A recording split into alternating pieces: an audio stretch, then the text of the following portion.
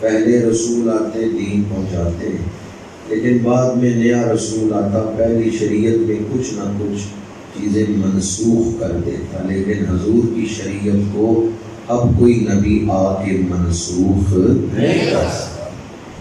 آپ تاجدار ختم نبوت ہیں اور دین بھی کامل لے کے آئے ہیں۔ کتاب عطا فرمائی تو وہ کتاب جو ساری آسمانی کتابوں کی سردار ہے۔ اللہ پاک نے حضور کو اہل بیت عطا کیے ہیں تو بے مثال عطا فرمائے، صحابہ عطا کیے ہیں تو وہ بھی بے مثال عطا فرمائے، اور جو امت عطا کی ہے اس کے بارے میں بھی اللہ نے فرمایا کنتم خیر امت، تم ساری امتوں سے بہتر ہو، کیونکہ تم رسول اللہ کا کلمہ پڑھنے والے ہو تو حضور کی امت کو ساری امتوں سے افضل قرار دیا۔ خطبہ کے دوران میں نے قرآن پاک کی آیت مبارکہ کے چند الفاظ تلاوت کیے ہیں، ان میں اہل بیت کا ذکر ہے اور ان کی طہارت پاکیزگی کو بیان کیا ہے۔ انما یرید اللہ لیذھب عنکم الرجس اہل البیت،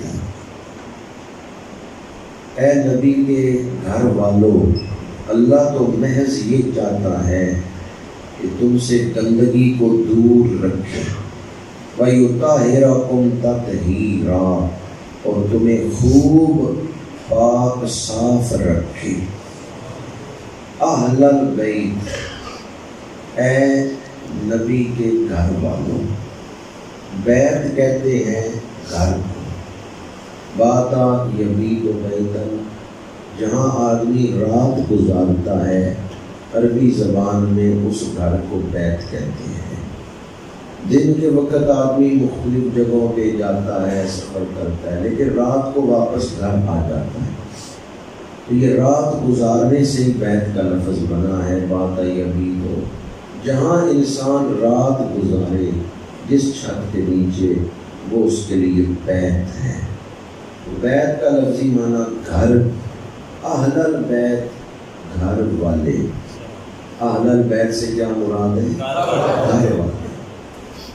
جس نبی کے شہر میں رہنے سے عزت ملتی ہے، ان کے گھر میں رہنے کی کتنی عزت ہے۔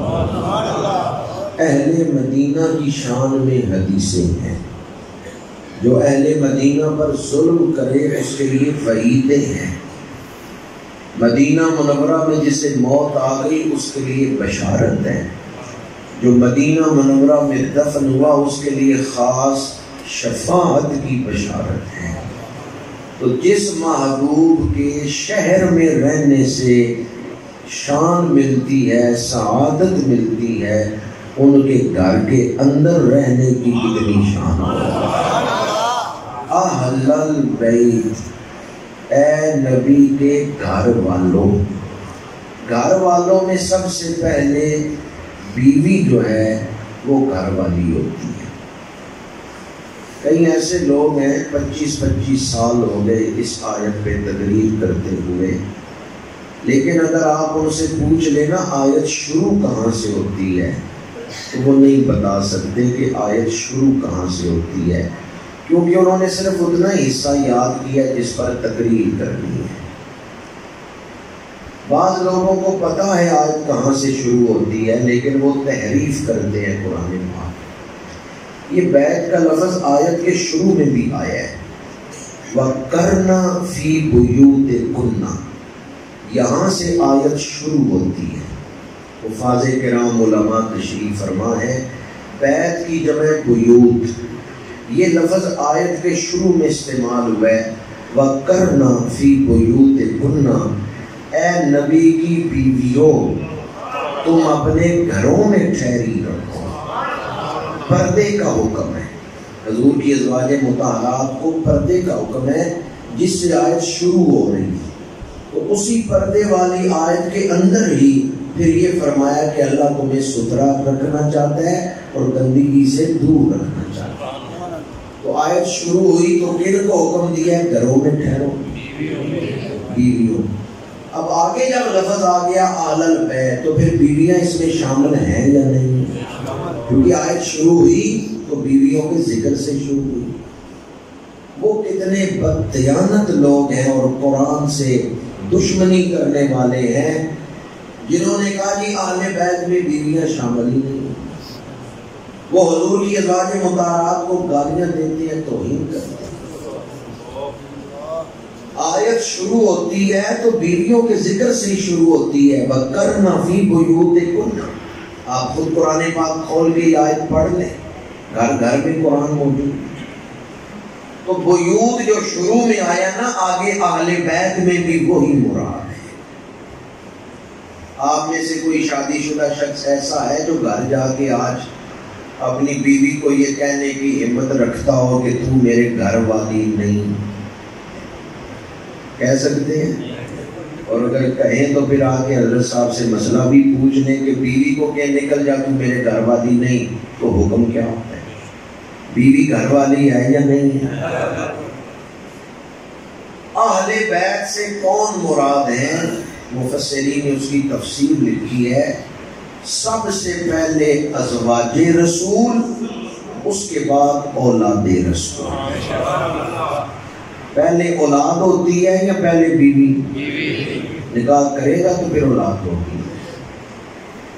اب اگر کوئی حضور کی ازواج مطہرات کی توہین کر کے سیدہ پاک کی یا حسنین کریمین کی شان بیان کرے تو کبھی حسنین اس پہ خوش نہیں ہوں گے، کبھی بی بی پاک اس پہ خوش نہیں ہوں گی کہ اگر بی بی پاک کی والدہ کی تو شان نہ بیان کی جائے بلکہ توہین کی جائے، اور بی بی پاک کی کوئی شان بیان کرے تو سیدہ اس پہ راضی۔ آپ کا کیا خیال ہے؟ آپ کے والدین کی تو کوئی شان نہ مانے یا والدہ کی تو توہین کرے، آپ کی تعریف کر دے تو خوش ہو جائیں؟ اہل بیت میں سب سے پہلے ازواج رسول، پھر اولاد رسول۔ پھر ایک تیسری قسم بھی ہے لاحق اہل بیت، جن کو امام فخر الدین رازی نے تفسیر کبیر میں لکھا ہے وہ حضور کے خاندان میں سے نہیں، آئے حبشے سے ہیں۔ حضور نے فرمایا سلمان، فرمایا بلال و منا اہل البیت۔ فارس سے آئے ہیں، فرمایا سلمان و منا اہل البیت۔ یہ داخل اہل بیت، لاحق اہل بیت۔ فرمایا اے اہل بیت، اللہ تم سے گندگی کو دور رکھنا چاہتا ہے۔ اور اس میں اگر الف لام استغراقی بنائیں تو اس کا مطلب ہے فکری گندگی، عملی گندگی، ہر قسم کی گندگی، ظاہری ہو باطنی ہو، کسی قسم کی گندگی ہے، کوئی گندگی آپ کے قریب نہیں آئے گی۔ جس شے کے لیے پلیدی کا لفظ بولا جا سکتا ہے گندگی کا، وہ اہل بیت سے اللہ نے دور کی، ہر قسم کی گندگی۔ آپ نے مسئلہ تو سن لیا کہ اہل بیت میں سب سے پہلے کون ہے؟ ازواج رسول۔ جو لوگ ازواج رسول کا ذکر نہیں کرتے یا گالیاں دیتے ہیں وہ گندگی ہیں جنہیں اللہ نے اہل بیت سے دور کر دیا۔ جو اولاد رسول کا ذکر نہیں کرتے یا توہین کرتے ہیں وہ گندگی ہیں جنہیں اللہ نے اہل بیت سے دور کر دیا ہے۔ پورے شرح صدر کے ساتھ یہ بات بیان کر رہا ہوں، موجودہ دور میں اگر اہل بیت کو صحیح معنوں میں مانتے ہیں تو صرف اہل سنت و جماعت مانتے ہیں۔ ایک جماعت وہ ہے جو ازواج رسول کی گستاخ ہے، دوسرے وہ ہیں جو اولاد رسول کے گستاخ ہیں۔ خارجی اولاد رسول کے گستاخ ہیں، رافضی ازواج رسول کے گستاخ ہیں۔ اہل سنت و جماعت وہ ہیں جو ازواج رسول کا بھی ادب کرتے ہیں، اولاد رسول کا بھی ادب۔ ہمارے عقیدے میں کسی ذی احترام ہستی کی گستاخی، بے ادبی، اہل بیت کا ذکر ہو اور کوئی صرف اولاد کا ذکر کرے، ازواج کی بے ادبی کرے، وہ اہل بیت کا گستاخ ہے۔ اور اگر کوئی ازواج کا ذکر کرے لیکن اولاد کا ذکر نہ کرے وہ بھی اہل بیت کا گستاخ ہے۔ ایک جماعت ایسی ہے جو سب کا ذکر کرتی ہے، جس جماعت میں گستاخی نہیں۔ بعض لوگ دھوکہ دیتے ہیں، صرف اولاد کا ذکر کر کے ام المومنین حضرت عائشہ صدیقہ کو گالیاں دیتے ہیں، ام المومنین حضرت حفصہ کو گالیاں دیتے ہیں۔ میرے آقا کریم کی 11 یا 13 بیویاں ہیں، ازواج ہیں، اور 7 اولادیں ہیں، جن میں 3 بیٹے ہیں رسول زادے ہیں، اور 4 بیٹیاں ہیں رسول زادیاں ہیں۔ بیٹے چھوٹی عمر میں مثال سرکاریاں بیک وقت اگر کسی کے حصے میں آئی ہیں، صرف سیدہ پاک کے حصے میں نور بنت نور زوج نور ام نور و نور، نور مطلق کی کنیز، اللہ کی بندی ہے، اللہ کی عبادت گزار ہے، نور مطلق کی کنیز، اللہ رے لہنا نور کا۔ یہ لہنا کسے کہتے ہیں؟ لہنا کا مطلب کیا ہے؟ جسے پنجابی میں ہم کہتے ہیں نا فلانے دے بڑے پاک، پاک بڑے چنگے، پاک کو اردو میں کیا کہتے ہیں؟ قسمت، نصیب، مقدر۔ اعلیٰ حضرت پیچھے پہلے مصرے میں مقدر بیان کرتے ہیں کہ والد نبیوں کے سردار، خامد ولیوں کے سردار، بیٹے جنتی اور جنتی جوانوں کے سردار، خود بی بی پاک جنتی عورتوں کی سردار، اللہ نے لہنا نور کا، اللہ اللہ کتنا اعلیٰ مقدر ہے رسول ذاتی کا۔ دوسرے مقام پہ لکھتے ہیں کیا بات رضا اس چمنستان کرم، کیا بات رضا اس چمنستان کرم کی۔ مولا علی شیر خدا کی ولادت ہوئی تو گھٹی حضور نے دی ہے، نام حضور نے رکھا ہے۔ سیدہ کی ولادت ہوئی، گھٹی حضور نے دی ہے، نام حضور نے رکھا ہے۔ امام حسن کی ولادت ہوئی، گھٹی حضور نے دی ہے، نام حضور نے رکھا ہے۔ حضرت امام حسین کی ولادت ہوئی، گھٹی حضور نے دی ہے، نام حضور نے رکھا ہے۔ تو پھر کیوں نہ کہیں کیا بات رضا اس چمنستان میں۔ مولا علی کو گھٹی کس نے دی ہے؟ بی بی پاک کو، اور حسنین کو۔ جب امام حسن حضرت امام حسین ان کو گھٹی دی ہے نا تو اپنی زبان ان کے منہ میں رکھی،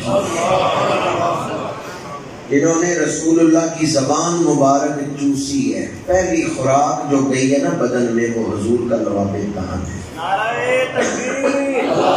پاک کی محفل ہے تو یہ نکتہ بڑا قابل غور ہے۔ حضور کی زبان پاک کی شان کیا ہے؟ دنیا کو قرآن ملا ہے تو اس زبان سے ملا ہے۔ میرے آقا کریم نے زبان رکھی ہے، حسنین کے منہ میں انہوں نے چوسی ہے۔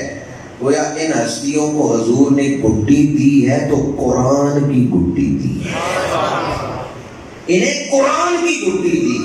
اہل مدینہ اپنے نومولود بچوں کو لے کے آتے ہیں، کسی کو حضور شہد چٹا دیتے ہیں، کھجور نرم کر کے منہ میں رکھ دیتے ہیں۔ گھٹی دی ہے اللہ کے رسول نے، پر ان ہستیوں کو گھٹی دی، اپنا لواب دہن ڈالا ان کے منہ میں۔ اور حضور کی زبان پاک کی شان کیا ہے؟ وما ينطق عن الهوى ان هو الا وحی یوحی۔ حضور کی زبان پاک سے قرآن دنیا کو ملا ہے، اور جو لفظ بھی آپ کی زبان پاک سے نکلتا ہے وہ حق ہی نکلتا ہے۔ تو میرے آقا کریم نے گھٹی دی ہے امام حسن و حسین کو تو قرآن کی گھٹی دی ہے اور حق کی گھٹی دی ہے۔ سفر کربلا میں، میدان کربلا میں مذاکرات کے دوران جب آپ کی طرف کوفیوں نے جھوٹ منسوب کیا کہ ہم نے خط نہیں لکھے، آپ نے خود ہی ہماری طرف منسوب کر دیے ہیں، تو امام علی مقام نے فرمایا میں نے رسول اللہ کی زبان چوسی ہے، میں نے زندگی میں کبھی جھوٹ نہیں بولا، میں نے کبھی خلاف حقیقت بات نہیں کی۔ باپ کو بھی گھٹی حضور نے دی، بیٹے کو بھی گھٹی حضور، ماں کو بھی گھٹی حضور نے دی، بیٹے کو بھی گھٹی حضور نے دی۔ تو پھر ہم کیوں نہ کہیں کیا بات رضا اس چمنستان کرم کی، زہرا ہے کلی جس میں حسین اور حسن پھول۔ امام علی مقام، آپ کے کانوں میں اذان بھی حضور نے پڑھی ہے، گڈی بھی حضور نے دی ہے، اور نام بھی حضور نے رکھے ہیں۔ پھر آپ کو جو بچپن میں ماحول ملا ہے، وہ ماحول جس میں قرآن اتر رہا ہے، وہ ماحول جس میں قرآنی ماحول ہے اور نبوت کا ماحول ہے۔ رسول اللہ کی گود میں بیٹھتے ہیں، یہاں بھی قرآن سنتے ہیں۔ مولا علی کے پاس بیٹھتے ہیں، وہاں بھی قرآن سنتے ہیں۔ سیدہ پاک کے پاس بیٹھتے ہیں، وہاں بھی قرآن سنتے ہیں۔ اقبال نے لکھا ہے آسیہ کردام ولب قرآن سرا، بی بی پاک چکی چلا رہی ہیں اور قرآن کی تلاوت کر رہی ہیں۔ یہ اہل قرآن کا گھرانہ ہے، قرآن سے انہیں محبت ہے، قرآن ان کی زندگی ہے۔ امام علی مقام نے نبوت کے ماحول میں اور قرآن کے ماحول میں پرورش پائی ہے، اس لیے قرآن آپ کی طبیعت میں، مزاج میں، شخصیت میں، سیرت میں ڈھل گیا ہے۔ جو کچھ آپ کو قرآن میں لکھا ہوا نظر آئے گا وہ نواسہ رسول کے کردار میں نظر آئے گا۔ قرآن جس راستے پہ چل کے زندگی گزارنا سکھاتا ہے، نواسہ رسول نے اسی راستے پہ چل کے زندگی گزاری۔ آپ حافظ قرآن ہیں، آپ مفسر قرآن ہیں، آپ مدرس قرآن ہیں۔ آپ ظہر کی نماز کے بعد مسجد نبوی کے ایک ستون کے پاس بیٹھ کے درس قرآن دیتے تھے۔ حضرت امیر معاویہ رضی اللہ تعالی عنہ نے ایک قاصد بھیجا شام سے، اس نے پوچھا میں نے نواسہ رسول کو دیکھا ہوا نہیں، میں انہیں پہچانوں گا کیسے؟ حضرت امیر معاویہ نے فرمایا وہ جو ظہر کے بعد مسجد نبوی کے فلاں ستون کے پاس بیٹھ کے درس قرآن دے رہے ہوں گے وہی نواسہ رسول۔ تو گویا امام علی مقام کا قرآن سے تعلق کیسا ہے؟ حافظ قرآن بھی ہے، مفسر قرآن بھی ہے، مدرس قرآن بھی ہیں، راوی حدیث بھی ہیں، شارح حدیث بھی ہیں، فقیہ امت بھی ہیں۔ ہزاروں تابعین آپ کے شاگرد ہیں جنہوں نے آپ سے دین کا علم پڑھا ہے۔ آپ نے دین کا علم خود پڑھا بھی ہے، آگے پڑھایا بھی ہے۔ دین کا علم پڑھنا اور پڑھانا یہ حضرت امام علی مقام کی سیرت ہے۔ ابھی میں کہہ رہا ہوں کہ آپ مفسر قرآن ہے، علم تفسیر آپ نے اپنی نانی جان ام المومنین حضرت سیدہ عائشہ صدیقہ رضی اللہ تعالی عنہا سے پڑھا ہے۔ ام المومنین حضرت عائشہ صدیقہ رضی اللہ تعالی عنہا امام حسین کی نانی بھی ہیں اور علم تفسیر میں آپ کی معلمہ بھی ہیں، استاد بھی ہیں۔ حضرت عائشہ صدیقہ سے آپ نے علم تفسیر پڑھا ہے اور پھر آپ آگے پڑھانے والے بھی ہیں۔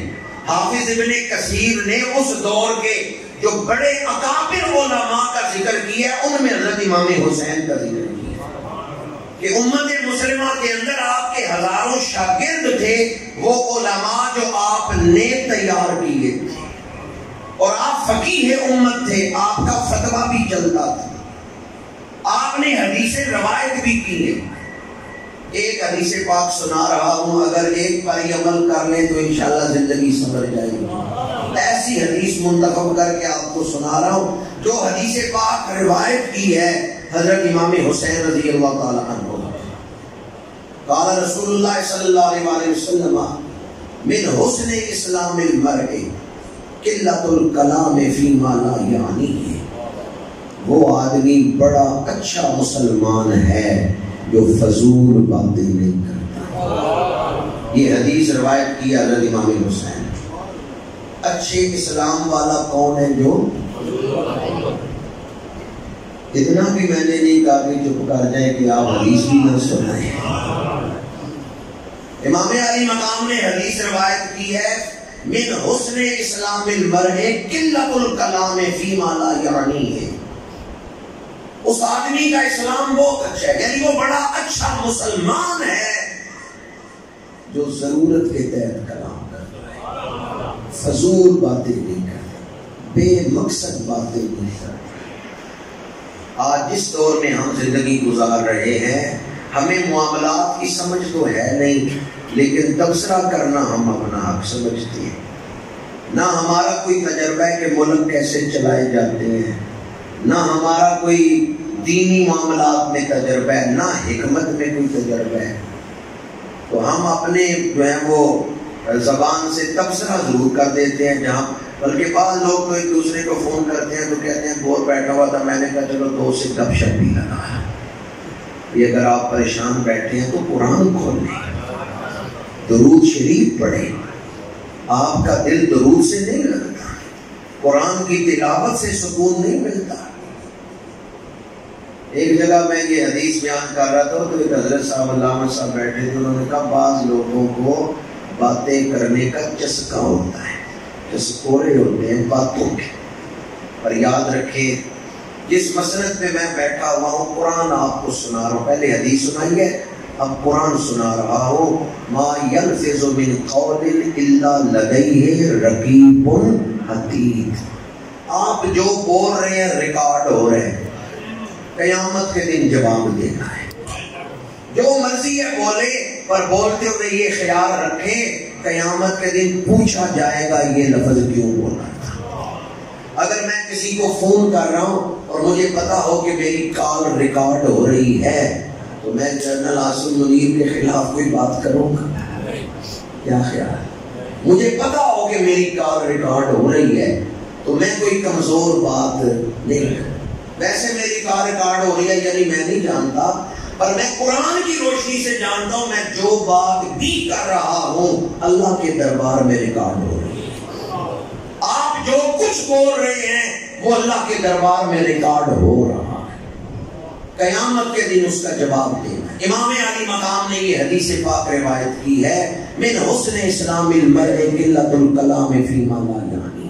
تو امام علی مقام کا حسب نسب اور کردار، یہ دو چیزیں میں نے آپ کے سامنے بیان کی۔ حسب نسب کے اعتبار سے دیکھیں، خونی رشتے کے اعتبار سے دیکھیں تو آپ کا مقام سب سے بلند نظر آتا ہے۔ جس دور میں یزید تخت نشین ہوئے اور گورنر مدینہ کو خط لکھا ہے کہ حضرت امیر معاویہ رضی اللہ تعالیٰ عنہ کا وصال ہو گیا ہے، پہلے ان لوگوں سے میری بیعت لو، پھر حضرت امیر معاویہ کے وصال کی خبر دینا۔ گورنر مدینہ نے آپ کو بلایا، حضرت امام علی مقام کو، کیونکہ جن لوگوں سے بیعت کا مطالبہ تھا ان میں آپ کا نام لکھا ہوا تھا۔ گورنر مدینہ نے خط پڑھ کے سنایا اور کہا کہ یزید نے آپ سے بیعت کا مطالبہ کیا ہے۔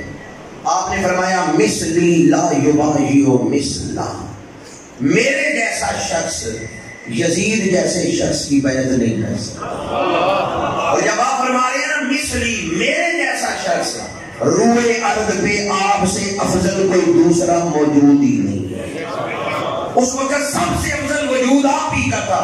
ایک تو حسب نسب کے اعتبار سے، اپنے خونی رشتے کے اعتبار سے آپ کا بڑا اعلیٰ مقام ہے، دوسرا اپنے کردار کے حوالے سے حافظ قرآن ہے، مفسر قرآن ہے، شارح حدیث ہے، راوی حدیث ہے، فقیہ امت ہے، تقوی میں سب سے اعلیٰ تقوی ہے، اخلاق میں سب سے اعلیٰ اخلاق ہے، گویا صورت بھی بے مثال ہے، سیرت بھی بے مثال ہے، نہ صورت میں کوئی آپ کی ہم مثل تھا۔ امام علی مقام جب سجدہ کرتے تھے، مسجد نبوی میں نماز پڑھتے ہوئے جب امام علی مقام سجدہ کرتے تھے، صحابہ کھڑے ہو کے شوق سے دیکھتے تھے، اس لیے کہ سجدے میں آپ یوں نظر آتے تھے ہو بہو رسول اللہ سجدہ کر رہے ہیں۔ رسول اللہ کو سجدہ کرتے تو صحابہ نے دیکھے نا، جب حضرت امام حسین سجدہ کرتے ہیں صحابہ کا دل خوش ہوتا ہے ان کی زیارت کر کے کہ جیسے رسول اللہ سجدے میں ہیں۔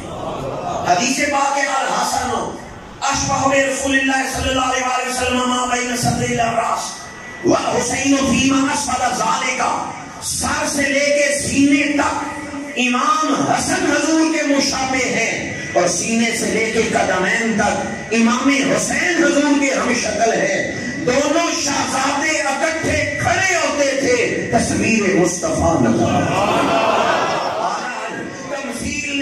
نور کے دو حصے کر دیے، آدھے سے بنے حسن آدھے سے حسین۔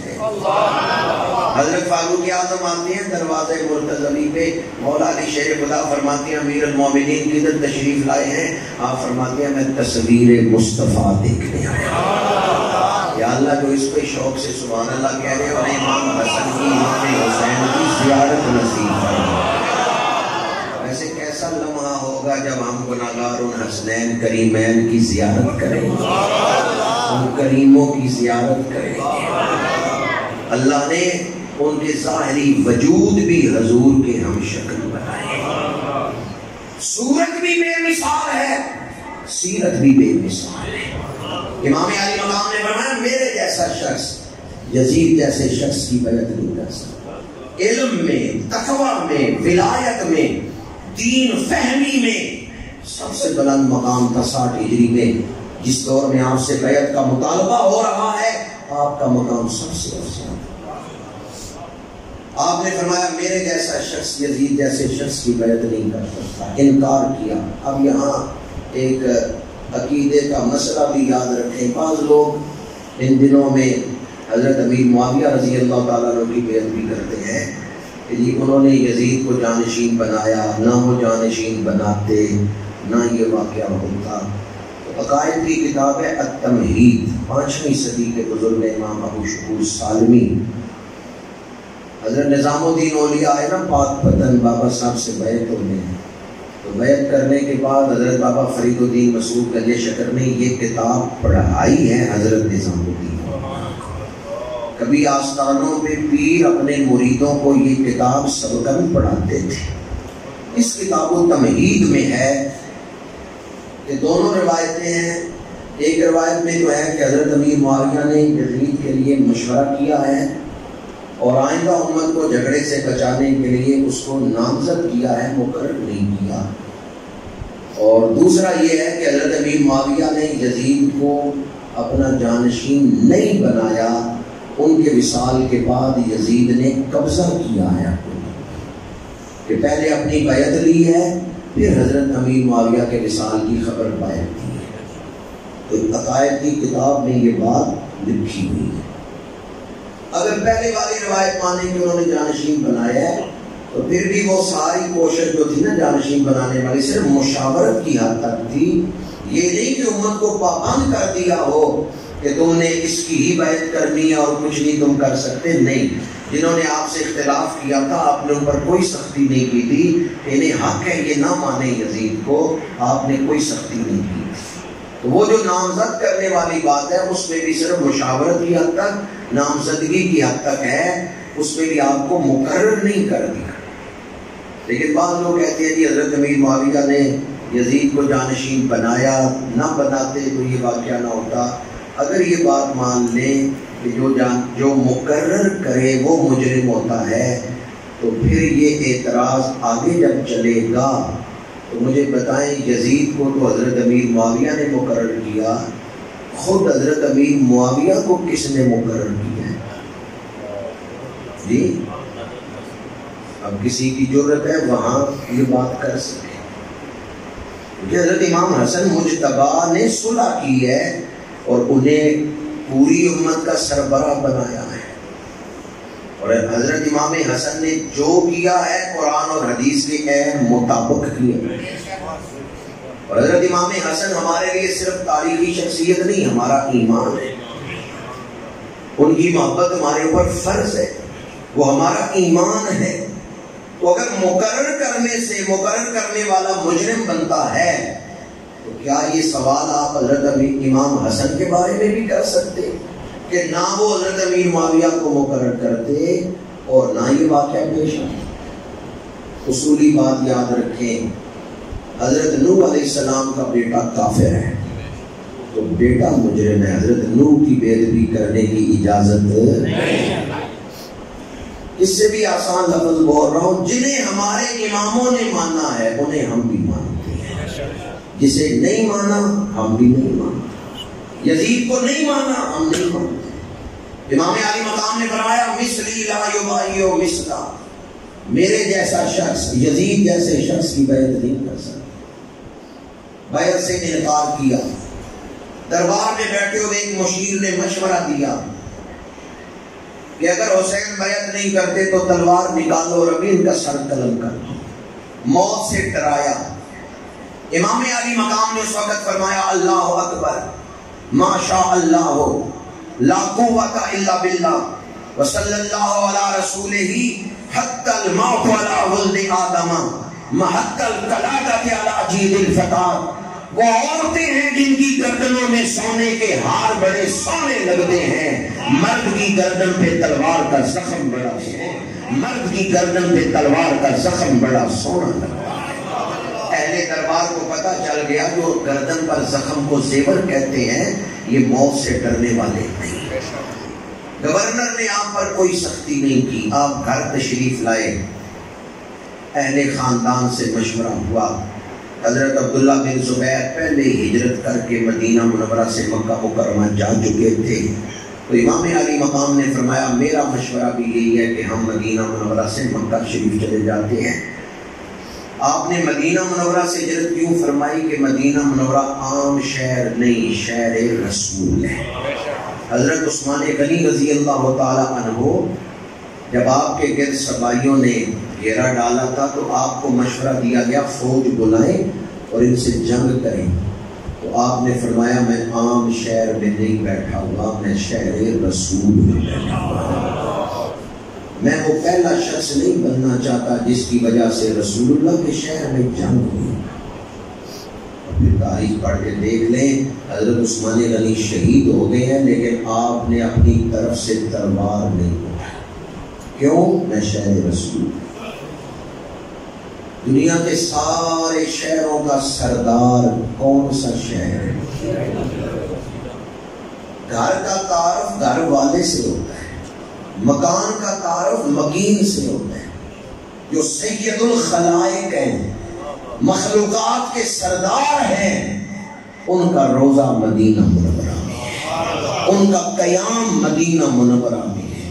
مدینہ منورہ میں حضور تشریف فرما ہے. یہ شہر سارے شہروں کا سردار ہے. وہ نالین جو حضور کے قدم چوم لے ان کا ادب فرض ہے، تو جس زمین نے پورا بدن چوما ہے.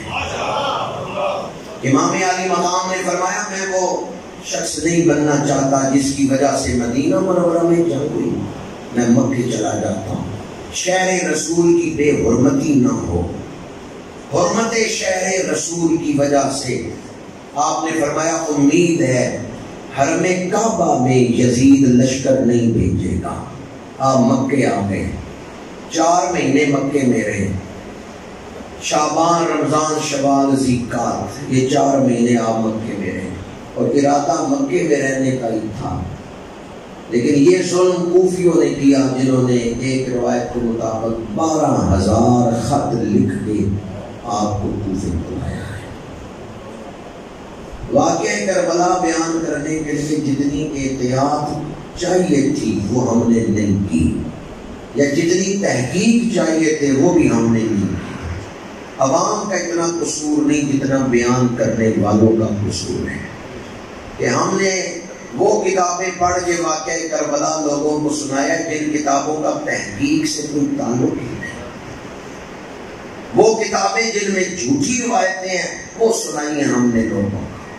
واقعہ کربلا کے ساتھ ہمارا ایمانی تعلق ہے، اس لیے اس واقعہ کو بیان کرتے ہوئے بڑی احتیاط کی ضرورت ہے. اس دور میں 4 گروہ تھے. ایک یزید اور اس کی گورنمنٹ، یہ پہلا گروہ ہے.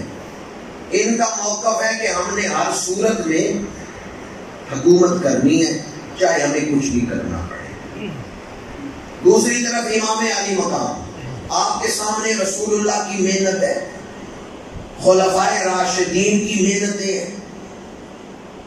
اگر یزید تخت حکومت پہ رہتا ہے تو اندیشہ ہے رسول اللہ اور خلفائے راشدین کی محنتیں ضائع ہو جائیں گی. اس لیے آپ نے فرمایا مسلمان حکومت میں سربراہ وہ بن سکتا ہے جو عادل ہو، جسے اپنی آخرت کی فکر نہیں، وہ دوسروں کی آخرت کی فکر کیا کرے گا. تو آپ نے یزید کے خلاف اس لیے قیام کی ہے. رسول اللہ کی محنتیں خلفائے راشدین کی محنتیں ان کے ضائع ہونے کا امکان ہے اگر یزید تخت حکومت پہ بیٹھ۔ تیسرا کرو اہل مدینہ اہل مکہ، یہ امام علی مقام کے سچے مرید ہیں، لیکن یہ چاہتے ہیں کہ امام مکے میں بیٹھ کے یزید کے خلاف جہاد کرے، امام کوفے نہ چاہے۔ مکے میں آپ نے جب مشاورت طلب کی تو سب سے پہلے حضرت عبداللہ بن زبیر نے کہا امام میں آپ کی بیعت کرتا ہوں، اہل مکہ آپ کی بیعت کے لیے تیار ہیں، آپ مکے میں بیٹھ کے بیعت لیں، میں مکے کے بارڈر پہ کھڑے ہو کے پہرا دوں گا، اگر یزید نے لشکر بھیجا عبداللہ بن زبیر کے ہوتے ہوئے کوئی لشکر مکے میں نہیں داخل ہو سکتا۔ پھر مشورہ ہوا حضرت عبداللہ بن عباس رضی اللہ تعالی عنہما، انہوں نے عرض کیا امام اگر آپ نے ارادہ کر لیا کوفے جانے کا اور مکے سے نکلے، میں آپ کو پکڑ کے واپس مکے میں لاؤں گا، میں نہیں جانے دوں گا۔ یہ مشورہ کس نے دیا؟ جی جانتے ہیں عبداللہ بن عباس کون ہے؟ یہ رشتے میں حضرت امام حسین کے نانا لگتے ہیں، رسول اللہ نانا ہے نا، تو یہ رسول اللہ کے چچا زاد بھائی ہیں، تو حضرت امام حسین ان کے بھی نواسے لگتے ہیں، کیونکہ یہ رسول اللہ کے چچا زاد بھائی ہیں عبداللہ بن عباس، تو رشتے میں یہ حضرت امام حسین کے نانا لگتے ہیں، اور دوسرے رشتے میں یہ چچا بھی لگتے ہیں کیونکہ مولا علی کے بھی یہ چچا زاد بھائی ہیں، تو اس رشتے میں یہ حضرت امام حسین کے چچا لگتے ہیں۔ دو بڑے رشتے انہیں حاصل تھے، انہوں نے کہا میں آپ کو مکے سے نہیں نکلنے دوں گا۔ محمد بن علی بن ابی طالب جنہیں محمد بن حنفیہ کہا جاتا ہے، مولا علی کے جناب حضرت امام حسین کے بھائی، حضرت علی کے بیٹے، انہوں نے بھی روکا کہ آپ کوفے نہ جائیں۔ جو کوفے کی طرف سفر فرما رہے ہیں کربلا کی طرف وہ بھی اہل بیت ہیں، جو روک رہے ہیں وہ بھی اہل بیت۔ فیصلہ ہوا کہ امام نہیں جائیں گے، پہلے حضرت مسلم بن عقیل کو بھیجیں گے، وہ جو خط لکھیں گے اس کی روشنی میں دوبارہ مشاورت ہوگی۔ اب حضرت مسلم بن عقیل گئے کوفے، انہوں نے خط لکھا کہ امام آپ آ جائیں، 30,000 نے یا 40,000 نے بیعت کر لی ہے۔ یہ خط کوفے سے نکلا، دوسرے دن ہی کوفے میں حکومت بدل گئی، نیا گورنر آ گیا، اس نے حضرت مسلم بن عقیل کو گرفتار کیا، شہید کر دیا۔ جتنے لوگوں نے بیعت کی تھی سب نے بیعت توڑ دی۔ خط مکے پہنچ گیا اور امام علی مقام اس خط کی روشنی میں اب مکے سے چل پڑے ہیں کربلا کی طرف۔ کوفے نے کہا نہیں، ہمارے امیر کا حکم ہے کہ مذاکرات نہیں ہوں گے، یا حسین بیعت کر لیں یا مرنے کو تیار ہو جائیں۔ اب یہ جو تیسرا سردار ہے نا ہور، اس نے جب دیکھا کہ جنگ کا ماحول ہے اور امام علی مقام کے مشوروں پہ تجاویز پہ یہ عمل نہیں کر رہے، توجہ ہی نہیں دے رہے، تو ہور کانپنے لگا۔ عمر بن سعد نے کہا تو تو جنگ میں کبھی نہیں کانپا، تو کوفے کا بڑا بہادر شخص ہے، آج جنگ سے پہلے ہی کانپ رہا ہے۔ اس نے کہا شمر اور عمر بن سعد تم یہ نہیں دیکھ رہے تمہارے مد مقابل کون ہے؟ میرے ایک طرف جنت ہے ایک طرف دوزخ ہے، میں اس لیے مضطرب ہوں، فیصلے کی گھڑی ہے، اگر میں تمہاری طرف رہتا ہوں تو دوزخی بن جاؤں گا۔ عمر بن سعد نے کہا حسین کی طرف نہ جانا ورنہ شام سے پہلے قتل کر دیے جاؤ گے، اور اگر ہمارے لشکر میں رہتے ہو ہماری طرف سے لڑتے ہو دنیا کی دولت بھی ملے گی، اونچا منصب بھی لے کر دوں گا، لالچ بھی دی، موت سے بھی ڈرایا، پر ہور نے اپنی سواری کو ایڑی لگائی، اور سواری کو ایڑی لگاتے ہوئے اس نے کہا میں حقیر دنیا کے لیے نواسہ رسول کو نہیں چھوڑ سکتا۔ کس کے لیے نواسہ رسول کو نہیں چھوڑ سکتا؟ دنیا قابل تعریف ہے کہ حقیر ہے، دنیا بڑی حقیر ہے، یہ بھائی کو بھائی سے مروا دیتی ہے۔ حابیل اور قابیل کا واقعہ پڑھ کے دیکھیں، حضرت آدم کے بیٹے بھائی نے بھائی کو قتل کیا، یہ دنیا۔ ہندوستان کے شہزادوں کی تاریخ پڑھ کے دیکھیں، باپ کی آنکھوں میں گرم سلائیاں پھیری جاتی ہیں، یہ دنیا ہے۔ دنیا میں دھوکے ہیں، فراڈ ہے، مفاد پرستی ہے، اور نگاہ میں حقیر دنیا کے لیے حسین کو نہیں چھوڑ سکتا۔ مجھے امید ہے آپ بھی دنیا کو حقیر سمجھتے ہیں، عشق نہیں کرتے دنیا سے، لیکن اگر کوئی دنیا کا عاشق ہو نا، دنیا بڑی چیز ہے، دنیا بڑی چیز ہے، تو اس سے کہیں جو تجھ سے پہلے دنیا میں تھے وہ کہاں ہیں؟ یہ چند دن کا میلہ ہے، یہ 2 دن کا میلہ ہے، 2 دن دی جانے، نبھاندہ نہیں یاری کوئی عمر ساری، یہ چند دن کی دنیا ہے۔ مولانا روم سے پوچھا گیا دنیا کیا ہے؟ چیز دنیا از خدا غافل بودن، فرمایا دنیا وہ ہے جو بندے کو رب سے جدا کر دیتی ہے، دور کر دیتی ہے۔ اور نے سواری کو ایڑی لگائی اور کہا حقیر دنیا کے لیے میں امام حسین کو نہیں چھوڑ سکتا۔ یہ نعرہ ہر کا تھا جس وقت فوج شام سے نکلا کہ دیکھو یوں نکلتے ہیں جہنم سے خدا۔ ہزاروں میں 72 کم تھے تسلیم اور رضا والے، حقیقت میں خدا ان کا تھا اور یہ تھے خدا۔ اور آیا امام علی مقام کے پاس، دونوں ہاتھ جوڑ کے سواری سے اتر کے معافی مانگ رہے، میں آپ کا مجرم ہوں، سب سے پہلے میں نے آپ کو روکا تھا، میں نے آپ کو روکا، میں آپ کا مجرم ہوں، کیا آپ اپنے مجرم کو معاف کر دیں گے؟ نواسہ رسول نے فرمایا ہمارے دروازے پہ آنے والا کبھی خالی نہیں، دشمنوں کو معاف کرنا یہ میرے نانا کی سنت ہے۔ تیری ماں نے تیرا نام حر رکھا ہے، تو دنیا میں بھی حر ہے، تو آخرت میں بھی حر ہے، قیامت میں بھی تو حر ہے، آزاد ہے۔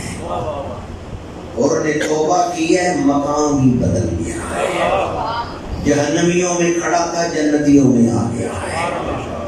اور جب شہیدوں کا خون حضور نے ایک شیشی میں جمع کیا، یہ مشکات شریف کی حدیث ہے، حضرت عبداللہ بن عباس نے 10 محرم دوپہر کو خواب دیکھا ہے، رأیت النبی صلی اللہ علیہ وسلم فیما یری النائم ذات یوم بنصف النہار اشعث اغبر بیدہ قارورۃ فیہا دم، سألت ما ھذا یا رسول اللہ قال ھذا دم الحسین و اصحابہ۔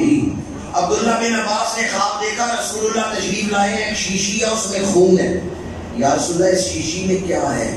فرمایا یہ حسین اور اس کے ساتھیوں کا خون ہے، اور ہور کا خون بھی پھر امام حسین کے خون والی شیشے میں جمع کیا گیا ہے۔ یہ نقطہ میں عرض کرنا چاہتا تھا، امام حسین کا خون الگ شیشی میں اور خادموں کا خون الگ شیشی میں، 2 شیشیاں تھیں۔ جو مشکل وقت میں امام حسین کے ساتھ ہیں وہ انعام کے وقت بھی ساتھ ہیں۔ اور کا خون اسی شیشی میں رکھا گیا جس شیشی میں حضرت امام حسین کا خون ہے۔ سامنے وقت میں گنجائش نہیں، موسم بھی اجازت نہیں دیتا، میں اپنی گفتگو کو اس پیغام پر سمیٹتا ہوں۔ 72 یا 74 لاشیں امام علی مقام میں اٹھائیں۔ تمام مورخین نے لکھا ہے کہ اس یزیدی لشکر کے سپاہی کہتے تھے ایسا دلیر ہم نے نہیں دیکھا، بیٹوں کی لاشیں اٹھا کے بھی ہمت نہ ہارے، بھائیوں کی لاشیں اٹھا کے بھی حوصلہ نہ ہارے، ایسا بہادر ہم نے نہیں دیکھا، ایسا دلیر ہم نے نہیں دیکھا۔ اس لیے ہم واقعہ کربلا بیان کر کے آج حسین نہیں کرتے، واہ حسین۔ آپ کا کیا خیال ہے، حسین کرنا چاہیے یا حسین؟ ہم حسین کیوں کریں؟ وہ درجہ شہادت پہ ہے، بلکہ شہیدوں کے سردار ہیں۔ اور سورہ آل عمران آیت نمبر 170، فارحین بما آتاہم اللہ من فضلہ، شہادت کے بعد اللہ شہیدوں کو وہ رتبے عطا کرتا ہے کہ شہید بڑے خوش ہیں، شہید بڑے یہ میں قرآن پڑھ رہا ہوں، فارحین بما آتاہم اللہ من فضلہ ویستبشرون بالذین لم یلحقوا بہم من خلفہم اللہ خوف علیہم ولا ہم یحزنون۔ شہادت کے بعد شہید بڑے، جب شہید خوش ہیں تو پھر حسین کرنا چاہیے یا حسین؟ کربلا کا شاہ حسین